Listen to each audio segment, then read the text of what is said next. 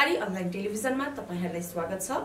म सस्मिता पाठक। सुरु गरौं आज दिनभरिको मुख्य समाचारबाट। नेपाली कांग्रेसको संस्थापन पक्षको भेलामा बहुसंख्यले प्रतिनिधि सभाको चुनावपछि मात्रै महाधिवेशन हुनुपर्ने धारणा राखेका छन्। ललितपुरमा बुधबार बसेको संस्थापन पक्षको बैठकमा चुनाव अघि महाधिवेशन गर्नुपर्ने विचार न्यून रहेको नेताहरूले जानकारी गराएका छन्। शिक्षा मन्त्री महावीर पुनले त्रिभुवन विश्वविद्यालयमा अलिअलि भुइँचालो ल्याउनुपर्ने टिप्पणी गरेका छन्। बुधबारको मन्त्री परिषदको बैठकपछि सञ्चारकर्मीको संक्षिप्त प्रतिक्रियामा मन्त्री पुनले यस्तो बताएका हुन्। सञ्चार तथा सूचना प्रविधि मन्त्रालयले अनलाइन टेलिभिजनलाई व्यवस्थित र प्रभावकारी बनाउने उद्देश्यले आज मन्त्रालय अनलाइन टिभी पत्रकारहरूसँग अन्तर्क्रिया गरेका छन्। मन्त्रालयले पहिलो पटक अनलाइन टिभीका प्रतिनिधिसँग छलफल गरी राय सुझाव लिएका हुन्। प्रधानमन्त्री सुशीला कार्कीको आह्वानमा त्रिपक्षीय छलफल सुरु भएको छ। प्रधानमन्त्रीको सरकारी निवास बालुवाटारमा जारी छलफल राजनीतिक दल, सरकार र जेएनजी समूहका प्रतिनिधि सहभागी छन्। सरकारले राष्ट्रिय सभा सदस्यको रिक्त पद पूर्तिका लागि आगामी माघ 11 गते आइतबारको दिन निर्वाचनको मिति तोक्ने निर्णय गरेको छ।